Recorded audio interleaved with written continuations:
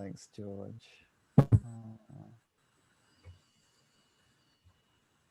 Okay, so as George introduced me, I'm Richard Sampson from Rikyo. I have actually just shifted to Rikyo from this academic year, which was quite unfortunate timing because I've been into the campus maybe 4 or 5 times over the entire year. So we're going to look at some research I've been doing, especially into emotions, L2 study emotions. So these are emotions connected with student study rather than emotions conveyed through a second language. And we're going to look at some connections between emotions, personality, and the social context in the classroom.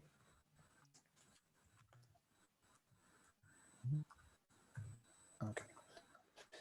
So I'd just like to start with a question to the people who are here. If you can put into chat.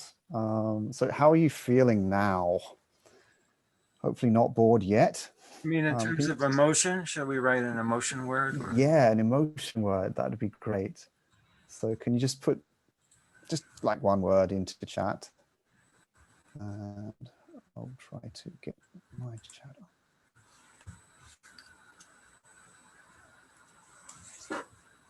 Good, anxious. Thank you. Anxious. Christopher, you're anxious. Are you worried for my presentation? Or no, just life in general. Right. Okay. Mama, okay. Just kind of an average feeling. All right, thank you. Relaxed. Good. It's nice to hear. Relieved. Relieved after a plenary. Yes, I could understand that. Okay, thank you. So on the other hand, so how would you describe your personality? Can you type in a single word, your personality in a nutshell?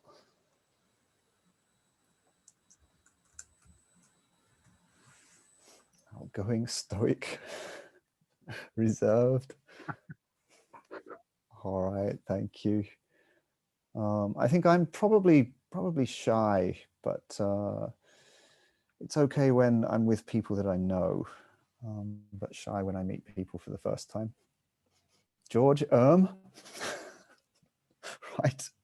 I'm not really sure what that means. It could mean any number of things, I guess. Okay. Choose your acronym. Thank you, everyone, for thinking about these questions a little bit. So, of course, we have some ideas about how we're feeling moment to moment, and also some general ideas about our personality. It's probably hard to put it into a single word, like I just asked you to do. In terms of second language research into these areas, so firstly, while the connections between personality and L2 study seem to make some kind of implicit sense, there's not actually been a lot of research done, and it has quite conflicting results. On the other hand, L2 emotion research has been around for quite a long time, and as Diveli notes, there's been a sharp upsurge since the turn of the century, and particularly in the last 10 years or so.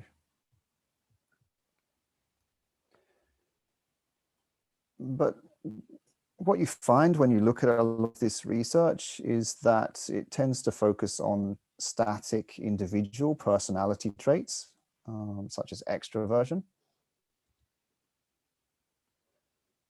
And in terms of emotions, explicit emotions, so single emotions, and overwhelmingly anxiety. And a lot of research in the past has tried to look for the holy grail of linear connections to learning outcomes. So personality and what learning outcomes, what kinds of personalities connect to beneficial learning outcomes, for example, and the same with a lot of anxiety research. And it's done this by using surveys where we get a whole lot of responses and we average one-time frozen snapshots across a population. So essentially, a lot of past research has been built on the paradigm of simplicity, as Edgar Morin calls it, a French kind of philosopher. So simplicity involves disjunction, where we separate elements that are linked. So for example, when we look at distinct factors, and then it also involves reduction by unifying elements that are actually diverse. So when we average across a population.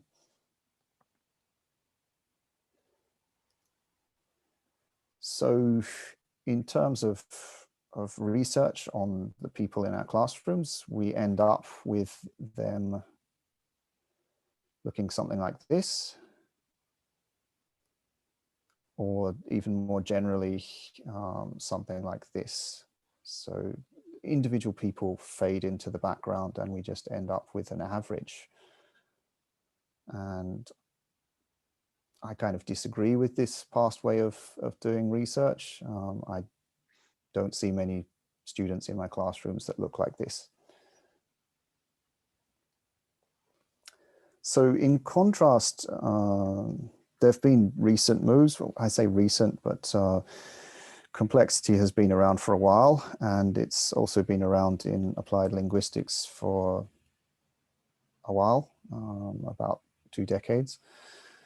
So complexity thinking prompts us to understand phenomena as part of a fabric of elements that are woven together, the one and the many. And in using complexity, we consider it to be nonsensical to look at constituent parts of phenomena in isolation, out of time and context. So instead, we look at the parts and the whole in interaction over time in specific contexts to understand how things come together. So it's through the interactions of the elements, the threads in this fabric, that novel emergent phenomena arise. So this is the pattern that we can see in the fabric.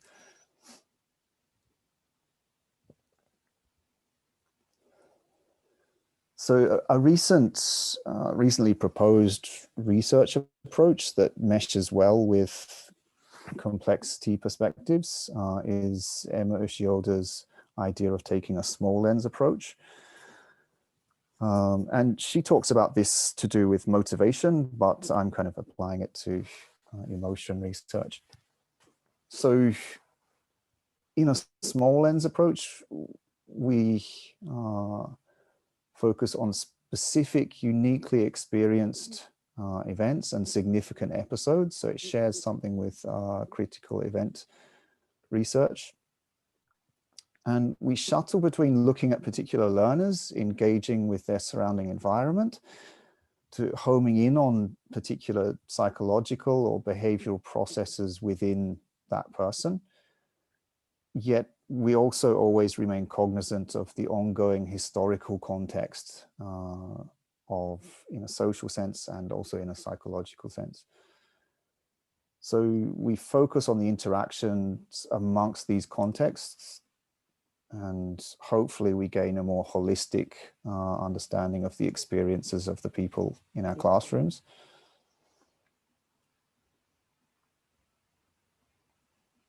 So a little bit about what I did with this small lens research. So we're going to look at a study with EFL university students in listening and speaking lessons. And these are first-year students in my classes here in Japan. And they had random partners each couple of lessons. And then I shuffled them around and they moved to different groups. And I collected data through reflective journals and video recordings. There were also other things that I did, but today we're going to look at these 2 tools. And actually I was focusing on emotions, but when I first went through all the journals of my learners over a semester, that I collected data, I came across some things that were surprising for me, some surprising episodes, and they seemed emotionally significant to these students. So these things piqued my interest. So I went back and I looked in more detail at certain cases. So I kind of went back and forth between analyzing the journals and transcripts of video recordings of some parts of lessons that these students had been writing about.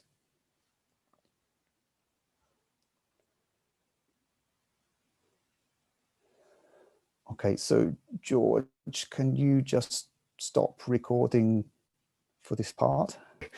All right, so just before we move on a little bit, again in chat, so remember Kazuma is the person on the left hand of the screen, I'm hoping, unless things have been mirrored. Can you type into chat how, like any emotion words connected with what you've just seen for Kazuma, just for Kazuma?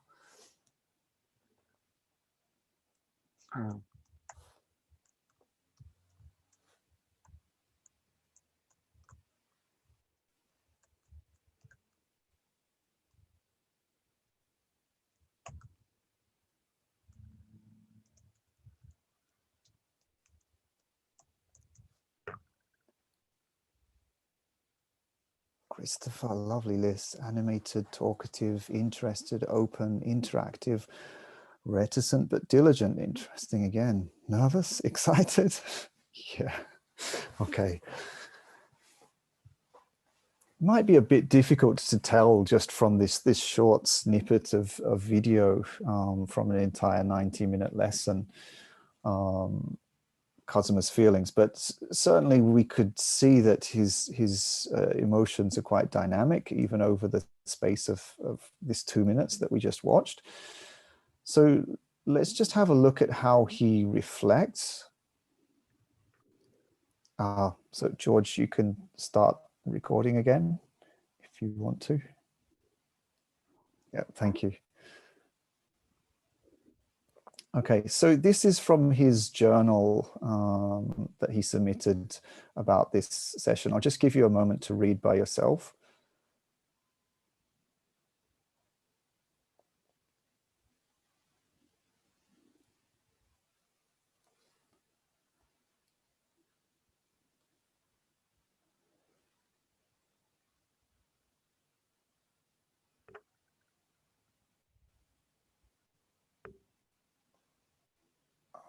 Okay, and again, could you, now that you've read his reflection on his experiences, so can you type into chat what emotions can you see in his writing?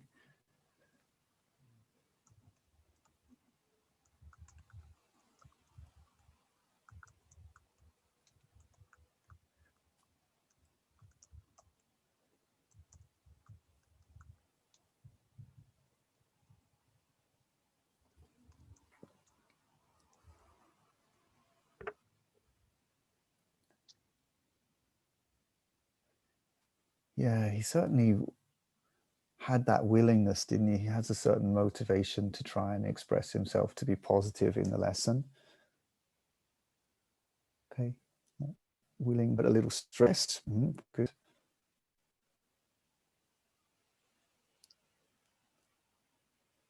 Okay, we'll move on to see just what I picked up on. So firstly, in the middle here, so he's writing about the entire lesson, but a lot of his reflection is focused on this short part of the short conversation session. And we could see some positive emotionality, some pleasant emotionality, I should say, in the form of enjoyment and amusement because of the kind of modeling of the names of 2 movies. And actually, we can see by looking at the reflections of his group members, Ricky and Wakana, well, in this case, Wakana, that this emotion is actually situated in shared understandings of the movies of this particular film studio in Japan, Studio Ghibli. So these are parts of students' transportable identities. They have this common knowledge, and because they shared this common knowledge, it formed the background to the emergence of this emotion in this case.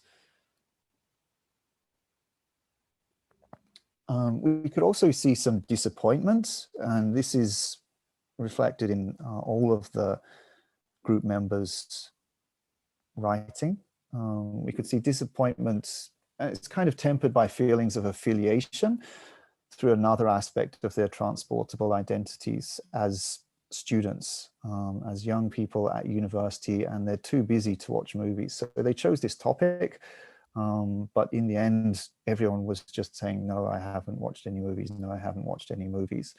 So it's disappointment, but they can also share this feeling together. So what most caught my attention, though, was kind of the it looks a bit like the bread in the sandwich of this reflection at the top and the bottom here. So his reflection on acting positively, and especially how his perception had changed over time, and the excitement at the end of his reflection. I seem that I become to act positively in lessons with an exclamation mark. So this seemed to be connected somehow with how he sees himself as a whole person. So it kind of reminded me of personality. And if we look at the transcript, I'm not going to go into a lot of detail here.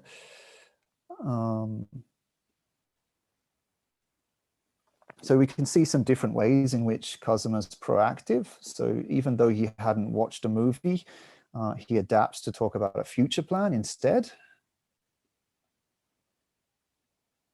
And he also continues the conversation by returning the question to Ricky, which is a pretty natural thing to do.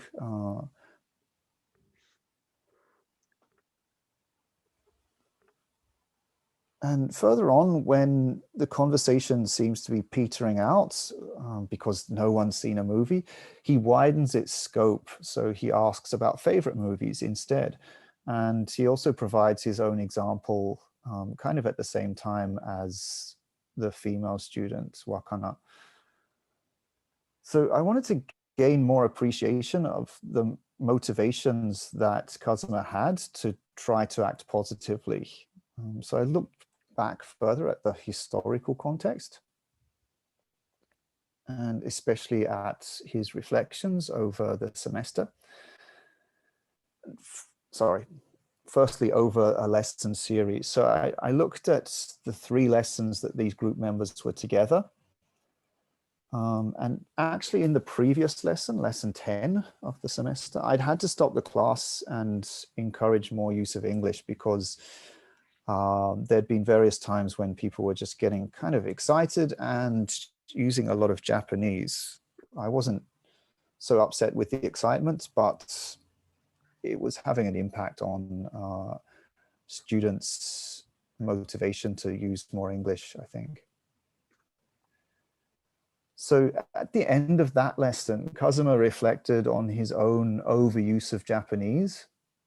And as you're just reading this now, you can see that he also has motivation to use more English.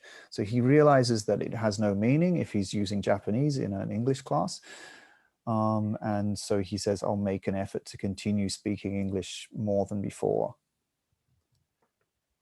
So 1 week later in lesson 11, the focal session that we've just looked at. So at the start of the lesson, just before that conversation, I'd actually reminded students about this episode from the previous week and encouraged them to use more English. So this formed part of the playing field for Kazuma's proactive efforts in the conversation and possibly his sense of achievement. Another aspect of the lesson series was the group dynamics for these 3 students. So this group, as I said, was together for 3 lessons. But in the previous lessons, Ricky was really, really talkative. He seemed to also be flirting with Wakana, with the female student, and all his attention was focused on her. So he actually, from the video recordings, he physically turned towards Wakana and kind of showed his back to Kazuma. So in that context, obviously, Kazuma was kind of closed out, and he hardly spoke. He wrote reflections that revealed disappointment, but he was also actually kind of impressed with Ricky's talkative nature.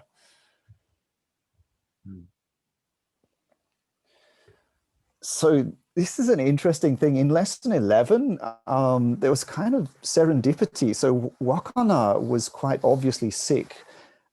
It's kind of normal for us to see people with face masks now, but then it was the sign of people being sick, and she was sick. She didn't contribute as much as she usually did. And so there was this just chance opportunity for Kazuma to act more positively on this particular day.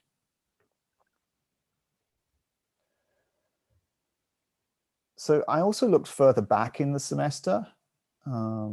So some ideas from Kazuma's learning in the classroom and also his life at the wider historical context. And there were some interesting interactions with the longer lifetime scale of his understandings of his personality. So just a couple of extracts here.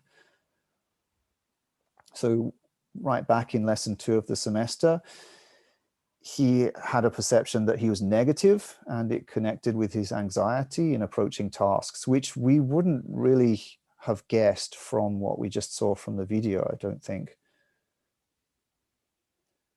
Okay, going forward a little bit more, in lesson 5, he felt a kind of pressure through a gap between ways in which he felt he ought to act as what he calls an ideal positive man, and a reality in which he was disappointed in himself for always hesitating. So he had some ideas about what is a good personality or good ways of acting and behaving. But still in this same reflection, we can see his wish to alter this aspect of his personality. So I know this has been quite fast going through all this, but it seems like it was in the context of all of these understandings that his sense of progress, his sense of achievement in lesson 11 emerged. So again, George, can you just turn off the recording? Sorry. It's more kind of, in some ways, step by step, how people have done the research. So it's kind of like a research paper with a comments section on the side telling you step by step what people are doing in that. So if you're interested, that book has been published. It's still relatively new, so it probably costs an arm and a leg, but if you're interested, then Multilingual Matters are very kind, and they seem to like giving out discount codes. So you can contact me at this email address down here, and I can send you a discount code. So that's it for me. Thank you, George. Thank you, everyone. Thank you. Thank you, Richard. We have about 1 minute for questions. Sorry.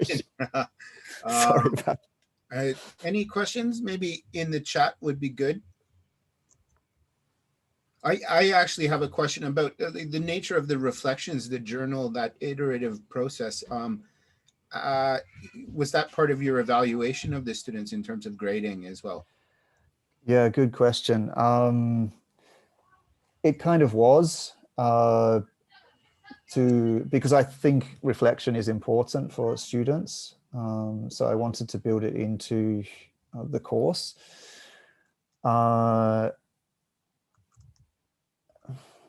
I guess there are some ethical questions there as well. And you also have to take things with, what's the expression? My English is just going. Take things with a pinch of salt. Is that it? with a pinch of salt with what students write in their reflections, because obviously sometimes they may be more positive because they know that the teacher's going to read these things. I did make it clear to students that they wouldn't be graded on the content of their reflections, but there were certain factors, like they had to write in English, they had to write over a certain number of words, and they got a certain percentage of their grade by how many reflections they submitted over the semester, those kinds of things. So I like to think that through the relationships that I developed with my students in the class, that they were being relatively honest with me. But there's also a power relationship there as well, isn't there? Teacher and students. So thanks, George. Thank you, Richard. Ladies and gentlemen, I regret to say that, we need to get set up for our next presentation. If I could say something about room 2, though, when we were preparing for this conference and we set the people that were going to be hosts for each room, it was a toss-up. And I looking at the program, for me, it was just dead obvious I wanted to be in room 2. And I feel very fortunate to be here, and the presentations in this room are just extraordinary, I think. And so far it's been great, and I'm looking forward to Dan presenting next. We're going to take a short break, and I'm going to just make sure that Dan is all set up technically. So thank you so much, Richard. Ladies and gentlemen, a round of applause for Richard Sampson, please.